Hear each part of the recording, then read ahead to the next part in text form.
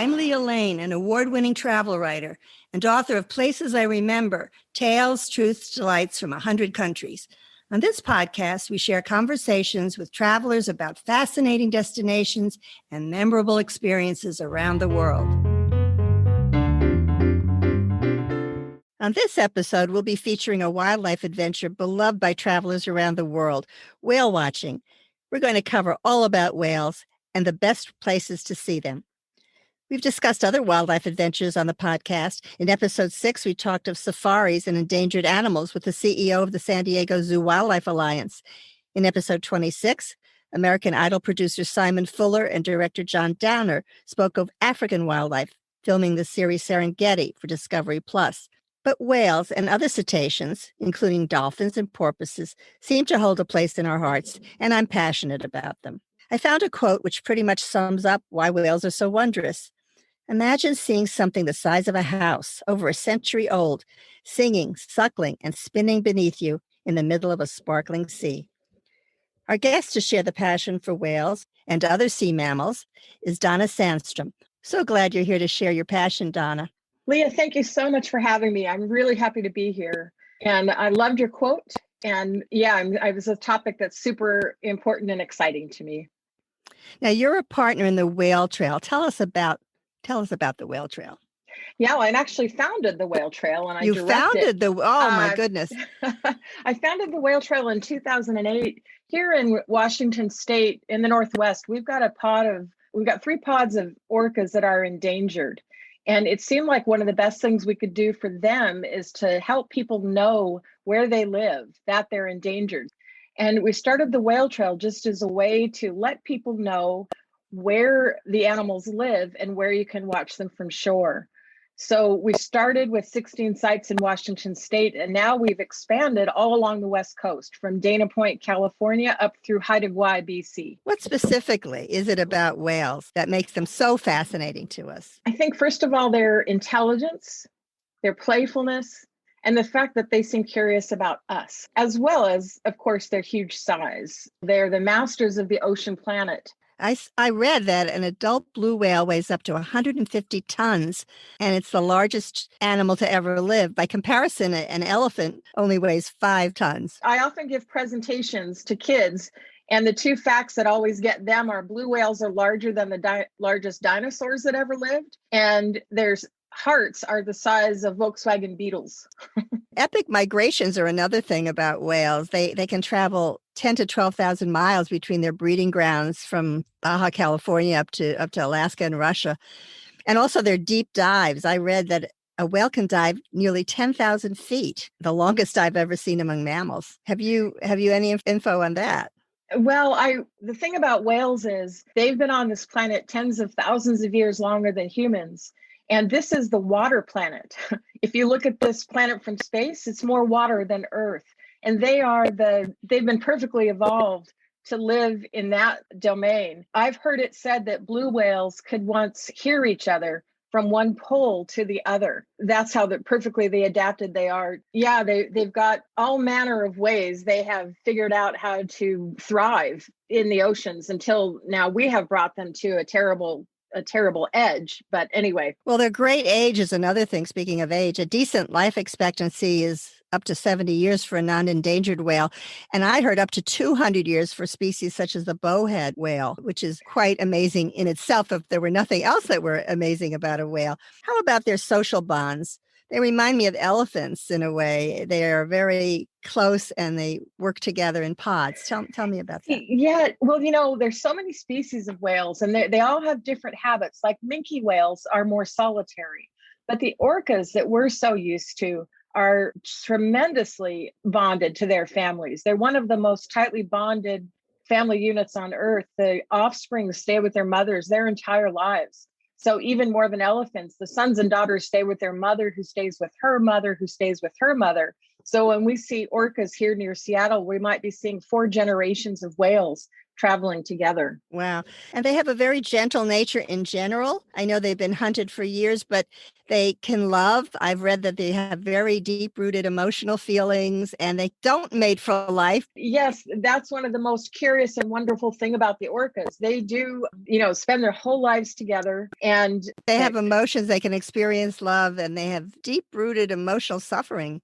yes, it's quite one of our southern resident orcas made international news in 2018. She had lost a calf shortly after it had been born, and she carried that calf grieving. She carried the calf over her head or her rostrum and basically carried it around for 17 days. Her I grief saw was, that in the news. Yeah. yeah, her grief was palpable. Yeah, that was very touching to see that. I think it was all over the world. We saw that in the news. Now, whales make noise to communicate. People are very interested in that fact. Do they do it to identify navigation or physical surroundings? And what are the different clicks and whistles and pulses? Can you tell us? Yes, probably all those things. Echolocation is whales have the special kind of sonar where they send out clicks to find that basically builds an image of the world like bats do. They build an image of the world. They get information from the clicks they send out that come back. They get received in this organ called a melon, and it forms a picture in their head.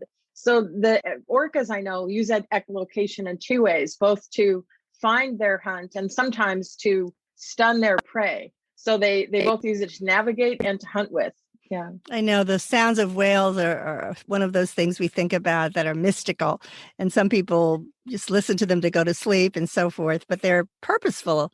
And it's interesting. We know some of it, but not all of it. One of my favorite facts about humpback whales. So the humpback whales migrate from Hawaii and from Costa Rica, I believe, up to Alaska for their summering grounds. And I think it was Roger Payne who helped, of course, identify that the humpback whales have songs with stanzas even. And those songs change just a little bit each year. A new stanza gets added and some of the old song gets dropped off. And the songs change in the same way, even though the populations are in different locations for a good part of the year, their song changes the same way. So what are they singing about? and how do they know? How does that change? I'm super curious about that. Yeah, we all are. Well, many people feel a strange connection to whales because we can't see them in captivity. We can only see them in the wild, unlike orcas and dolphins, other cetaceans who perform in shows. I have an idea of what you feel about that, Donna. Yes, I think that when you see an orca in captivity, you're not really seeing an orca any more than if you put if someone went and looked at a human in a jail cell and thought they were seeing a representative human or engaging with them. Orcas can travel 70 to 100 miles in a day. And again, they live these long-lived lives with very intense social bonds. So it's what you're seeing is a diminished animal. We certainly hope that we're moving to a time where people lose their appetite to see orcas in that way. We have so many wonderful animal camps around the world through places like explore.org. We can watch orcas in the wild, humpbacks. We can watch all different kinds of animals without impacting them. Exactly. And that's one of the reasons we're talking about them today. I'm very cued into endangered species, and I think this is an important thing to discuss. And because we can't tame them, we can watch them in the wild. So let's talk about some of the frequently seen whales when you go whale watching. Let's start with your favorites, the orcas. They're known as killer whales, but they aren't actually whales at all. Tell us about it. Right. They're the largest member of the dolphin family. So like the dolphins, the bottlenose dolphins that are more commonly known, they're playful, they're super intelligent, they're curious. And the most amazing thing is they seem to be curious about us. One of the things I want to make the point, though, that even whale watching can be for the southern resident orcas, we actually don't support watching them by boat. Because of that echolocation we talked about earlier, the southern residents need to be able to echolocate to find their food. And they have been under so much pressure from tourism that they haven't been able to find food here in the Salish Sea. So for the southern residents, we encourage everybody only to watch from shore. Now, anywhere around the world, we encourage people to watch whales from boats anywhere where that's sustainable for the population. And in most places it is. To that end, I've had incredible experiences watching gray whales. I've been to the calving lagoons in Baja, which is just an incredible experience. Leah, I think you would really enjoy that. You know, there's nothing quite like having a mother and a calf approach these small pongas, and you know, you look down and there's a whale the size of an airplane below your boat looking up at you. And it's an entirely participatory thing in terms of the whales. Not all the whales come close to the boats. It seems to be a matter of choice for them too. Humpback whales are, of course, are fantastic. Hawaii is a great place to watch the humpback whales, or actually along the California coast, actually along the whole West Coast now. They're wonderful to watch breach. The humpback whales have the longest flippers of any whale. And when they jump, you know, and breach, it's just spectacular. Humpbacks are baleen whales. Can you tell us what that means as opposed to other whales? Yeah, there are two main kinds of whales. So on the branch of the family tree of cetaceans, there's one branch that are baleen whales, which means they have these things that actually look like broom bristles, and they strain seawater. They strain their food from seawater using these baleen. So gray whales, for example, scoot along the surface of the sea, the near shore, and filter small shrimp from the surface of the water, from the shore. Humpback whales eat krill. They scoop up great amounts of seawater and push out the water and keep the krill or keep other bait fish like sardine. Other whales are toothed whales, and that would be the sperm whales, the orcas, and all the dolphins. Tell us about the gray whales. They're called the friendliest whales. Why is that? Probably because this phenomenon started back in the 1970s in the calving lagoons of Baja, where a fisherman started interacting with some of the whales there, and they seemed to respond. So this whole culture of interacting with the whales in their calving lagoons has grown up, and generations of whales now have learned to interact with humans right there in their calving grounds. You know, it wasn't that long ago that these same whales were getting hunted on this coast. I think it's always surprising to learn how recently that went on and how horrible it was. You know, the gray whales were hunted almost to extinction, and they lived in other parts of the world where they were hunted to extinction. The only gray whales we have left are the whales along this coast and a small remnant population over in the Sakhalin Islands. This phenomenon of the gray whales started naturally and kind of spontaneously in the calving lagoons in the 70s. Now, there are two other whales that I've seen. Well, I've seen more than that. I was lucky enough to go to Antarctica, and I saw many whales in the water there. But I did see the North Atlantic right whale, which is a highly endangered species. Maybe only a few hundred are left. I was off the coast of New Brunswick, and a pod of them came by maybe 20 years ago. I saw 5 or 6 of them, and it was extraordinary. They hadn't seen that in a long while. So I will never forget that. It was one of those moments that make whale watching so memorable. I also saw, I have to say, far in the distance, in the Sea of Cortez, a blue whale, which is the largest creature ever to be on land or sea. And there was something about seeing that. I think we all sort of couldn't caught our breath. It was far away, but it was a blue whale. Have you ever seen a blue? Yes, I've been really lucky. On the Central California coast is the first place I saw a blue whale. The blue whales return there each summer to around the Channel Islands. So you can go out of Santa Barbara or Ventura. They're fairly accessible. Sometimes you might even see them from shore. As you probably saw, they have these great towering spouts. So if you can see a huge, tall plume, you might be looking at a blue whale. And the other place was in the Sea of Cortez. I also saw the blue whales down in Baja I think in February and April one year. We went on a trip specifically to hopefully see them. Very exciting. Let me just ask you, you mentioned the spout or the blow. What are some of the other things to look for if you're looking for a whale, even from the land? What are things to see, to look for? Yes, that's exactly the first thing you look for is the blow, because the shape of the blow can tell you what kind of whale you are seeing. Orcas have kind of a medium-sized bushy blow. gray whales are heart-shaped. They have a double blowhole, and their blow looks kind of like a heart. So there are lots of charts that will show you what to look for, how the shape of the blow. Of course, you look for movement on the water. Do you see, an area where it looks like there's surface activity? Zoom, if you have binoculars, zoom in there, because any breaking of the surface, if you see splashes, it might be dolphins breaking the surface. You look for dorsal fins. That's the other thing. Certainly with orcas have that huge, tall, distinctive dorsal fin, but all whales and dolphins have a dorsal fin. So the size and the shape of that and where it's placed can tell you what you're looking at. Gray whales and humpback whales can be hard to tell apart, except that humpback whales have a very pointy little dorsal fin that the gray whales don't have. So if you can see that, you're looking at a humpback.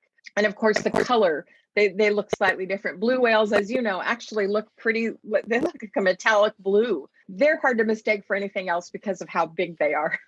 Well, you can go whale watching from basically any country with a coastline, but there are certain places where the chances of sightings are particularly high and the whales come conveniently close to shore. Can you give us a few of your favorites, and then I'll list a few that I found through research that are pretty far flung? Sure. Well, I think one of the first places that I heard about was in South Africa, that, there's a hiking trail there where you can watch whales from.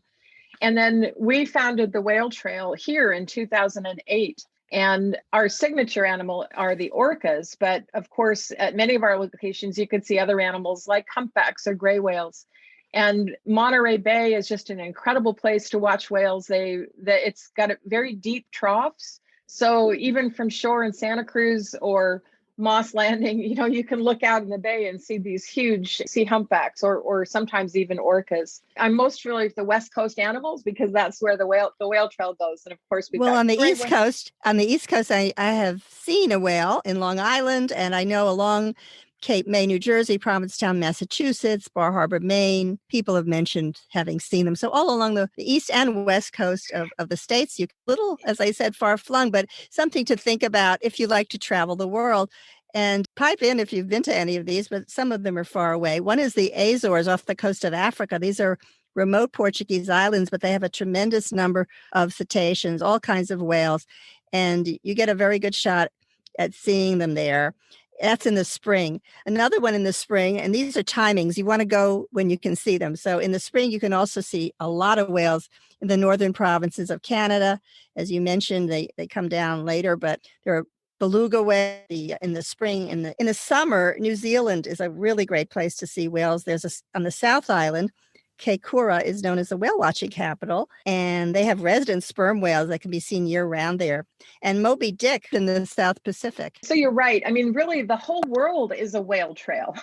And one of our goals, I've been approached by quite a few people who've noticed what we've done here on the West Coast and now want to bring it to where they are. So Iceland, for example, there's a woman there who's very interested in getting a whale trail going in Iceland. And one of the benefits of watching from shore is orcas, all cetaceans are acoustic animals. And the background noise in the ocean is increasing by orders of magnitude every year. We're making it harder and harder and harder for the animals to communicate with each other and to find their food simply because the oceans are getting so noisy. So one good thing about shore-based whale watching is that you're not contributing to that cacophony for the whales. It's a low impact, high value experience. And it creates that wonderful connection. It allows people to creates the experiences that can change your life, actually. When you see a whale, you don't easily forget it. I've had the great joy of helping people see whales here from where I live in West Seattle. And, sometimes people break into tears. It's such an emotional, deep connection. So we want to help. We'd like to have the whole world identify places around the world where you could go and see whales. Absolutely. Shore. I think you're doing a very big service because you mentioned Iceland, and I know they, until recently and maybe now, are still one of the few countries that still hunt whales commercially, including Norway and Japan. And when you see them and have tourism, it's a way to get away from that.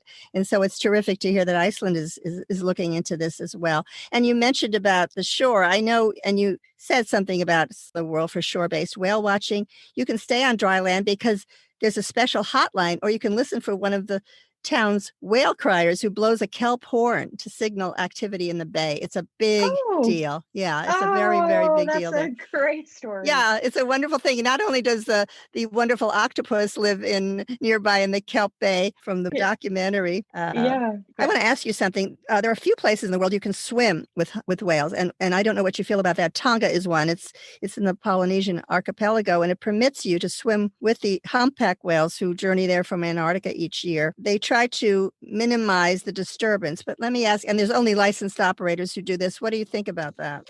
I think we have to be very careful.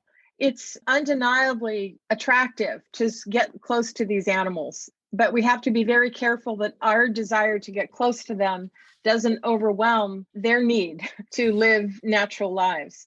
And that's the tension. So I worry about that, because every time we're interfering, and the whales are curious, so they will come over. But what would they be doing if we weren't there? They might be doing something else, nursing or eating or communicate with themselves. I totally believe and support this bond across our species. It's an amazing bridge between whales and humans. And I would never want to come in the way of that, but we have to be responsible to how our actions are impacting them. So, Absolutely. Yeah, yeah. I hope that everybody who is interested in whale watching and who wants to go out on a boat, make sure it's a responsible operator. That's really, really important. Mhm. And I just like think of what you were mentioning about interaction on episode 33.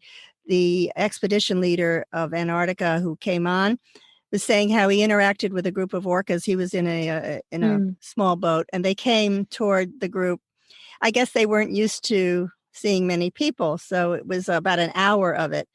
And I guess in Mm. that sense, they were coming to him. They weren't in search of the orcas. They came to look at the little boat. So it depends, I guess. Absolutely. I mean, that's the amazing thing, especially about the orcas, is the curiosity seems to be mutual. And Yes, I think it's a wonderful thing that we should celebrate, that here we've got these another intelligent, sentient species sharing this planet with us. And our best role is to make sure that they get to keep going on, and that absolutely. we get to enjoy this connection. But they're their own. I think of them as their own nation.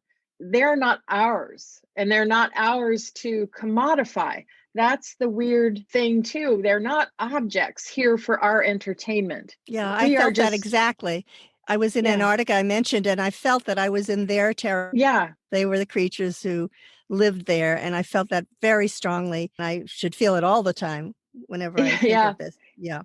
Well, Donna, the name of the podcast is Places I Remember, and we always end with a special memory of a place our guest has been. For your memory, will you tell us a bit about your new book, Orca Rescue, the true story of an orphaned orca named Springer? Sure, I'd love to, Leah. Thank you. Here in West Seattle, near where I live, in 2002, a young orca was discovered here in Puget Sound, and she was lost, alone, and she turned out to be 300 miles away from home. It was her calls that identified her as a northern resident orca. Her mother had died, but her family, her grandmother and aunts were still alive. So there was no way she would naturally be reunited with them. NOAA Fisheries, the agency responsible for managing marine mammals, had a big dilemma on their hands. What should they do with this little orca who was down here by herself? And we helped persuade them that she should have a chance to go home, go back to her family, and not be sent to an aquarium. And even more so, not be rehabilitated through an aquarium, but rehabilitated somewhere in Puget Sound so she could stay as wild as possible. And happily, they thought it was a risk worth taking. They thought there was a good enough chance that she should go back to her family. And NOAA Fisheries, the Department of Fisheries, Oceans in Canada, and the Vancouver Aquarium committed to the first ever in situ rehabilitation of an orca. And we, the community, a group of 7 nonprofits, worked together to support them. And it was an incredible time. And every day we were wondering, the little whale, her name was Springer. Her name is, or her ID number was A73. She was a 2-year-old orca, and she turned out to be resilient, and she didn't have any serious diseases. She had a bad case of worms. She was rescued. She was dewormed, tested to make sure she wasn't carrying diseases, and carried home on a donated catamaran, where her family came to get her less than 24 hours after she was returned. She came back the next year with her family, and the year after that, and the year after that. And today she's got 2 calves of her own. Oh my, that's a wonderful story. I love Yeah. it. I really Yeah. appreciate what you do. I think as the founder of the whale trail, it's a very important thing. And I'm going to be putting a list of links to whale conservation organizations in our show notes. So thank you so much, Donna Sandstrom. But I'll just say thank you so much for having me and sharing this. I can feel your passion for the whales too, and your curiosity about them. And the whales and the oceans need us all. So thank you for sharing this time with me. Absolutely. My pleasure.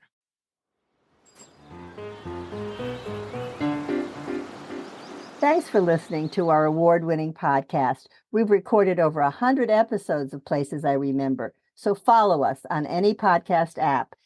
And new monthly episodes are also on YouTube with gorgeous video. My book, Places I Remember, is available in print and Kindle, and I read the audio version. Follow my travel writing at Forbes.com. Contact me at the links in the show notes or on my website, placesirememberlealane.com, and keep making your own travel memories.